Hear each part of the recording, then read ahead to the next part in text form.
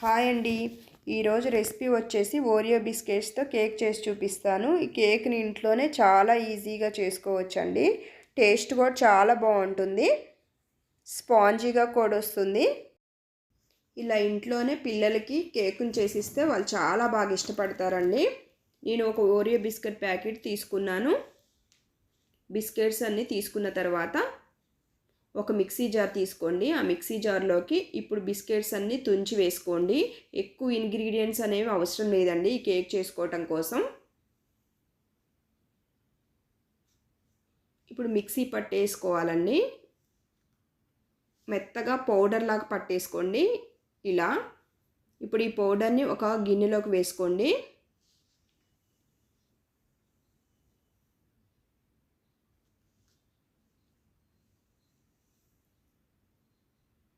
కొంచెం baking soda కానీ baking powder కానీ వేసుకోండి. ఒక పావు స్పూన్ వేసుకొని మొత్తం మిక్స్ అయ్యేలాగా ఒకసారి కలుపుకోండి. మీరు స్వీట్నెస్ కోసం షుగర్ కానీ బెల్లం కానీ వేరే ఏమీ యాడ్ చేయాల్సిన అవసరం లేదండి. బిస్కెట్స్లో ఆల్రెడీ షుగర్ ఉంటుంది కాబట్టి ఆ స్వీట్ అనేది సరిపోతుంది. పాలను కొంచెం కొంచెంగా పోసుకుంటూ ఈ కేక్ బ్యాటర్ని మిక్స్ చేసుకోవాలి. ఒకటేసారి పాలను యాడ్ చేసి మిక్స్ చేసుకోవద్దండి.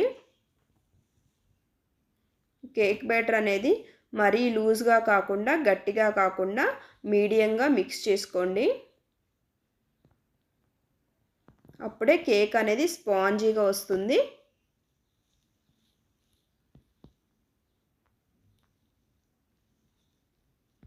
ఇలా కేక్ బ్యాటర్ని మిక్స్ చేసుకోవాలంటే ఇలా ఉంటే సరిపోతుంది.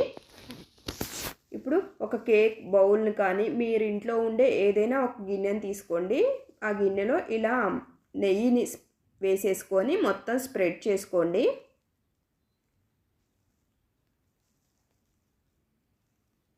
పైన గోధుమ పిండిని కానీ మైదా పిండిని కానీ తీసుకొని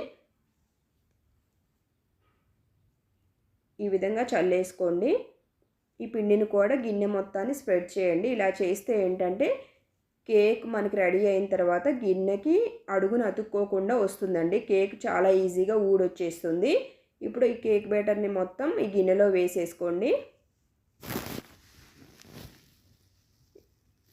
కేక్ బ్యాటర్ ఇలా ఉండాలండి. కన్సిస్టెన్సీ ఇలా ఉంటే కేక్ స్పాంజీగా వస్తుంది. కేక్ బ్యాటర్ని మొత్తం గిన్నెలోకి వేసుకున్న తర్వాత గిన్నెను ట్యాప్ చేయండి.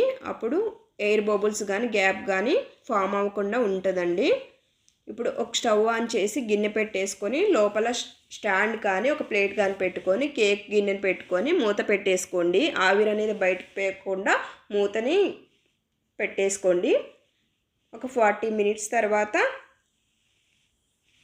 నేను ఓపెన్ చేసి చూస్తున్నానండి. కేక్ అనేది రెడీ అయిపోయింది. చూడండి చాలా స్పాంజీగా వచ్చిందండి. కేక్ రెడీ అయిందో చూడటానికి షార్ప్గా ఉన్న ఒక చాక్ కానీ ఫోర్క్ కానీ తీసుకొని ఇలా లోపలికి పెట్టేస్తే కేక్ అనేది దానికి అంటుకోకుండా వస్తే కేక్ మంచిగా బాయిల్ అయ్యిందండి.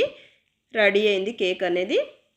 నాకు 40 మినిట్స్ పట్టిందండి. ఇది చల్లారిన తర్వాత ఒక చాక్ తీసుకొని చివర ఇలా అనుకుంటే ఏంటంటే కేక్ ఈజీగా ఊడొస్తుందండి.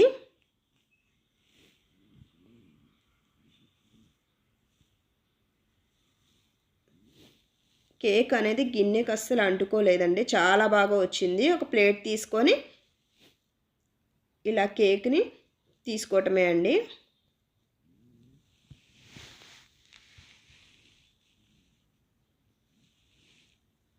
చాలా స్పాంజీగా వచ్చిందండి. చాలా టేస్టీగా కూడా ఉంది.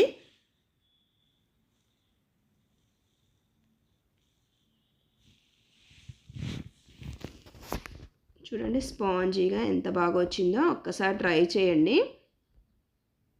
మీరు కావాలంటే కేక్ని ఎలా అయినా డెకరేట్ చేయొచ్చండి. మీ పిల్లలకి నచ్చినట్టు డెకరేట్ చేసిస్తే వాళ్ళు చాలా బాగా ఇష్టపడతారు. మీరు కావాలంటే పైన చాక్లెట్ని మెల్ట్ చేసి కూడా స్ప్రెడ్ చేసుకోవచ్చండి. సేమ్ చాక్లెట్ కేక్ ఎలా ఉంటుందో బయట అలానే ఉంటుంది. పిల్లలకి మనం ఇంట్లోనే ఇలా కేక్ చేసిస్తే వాళ్ళు చాలా హ్యాపీగా ఫీల్ అవుతారండి. కేక్ అనేది ఎంత స్పాంజీగా వచ్చిందో నేను కట్ చేసుకొని చూపిస్తాను దగ్గరగా. ఒకసారి చూడండి.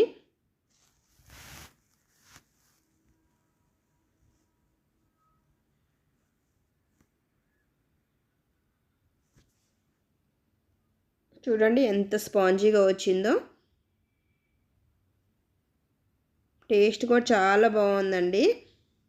ఒక్కసారి తప్పకుండా ట్రై చేయండి.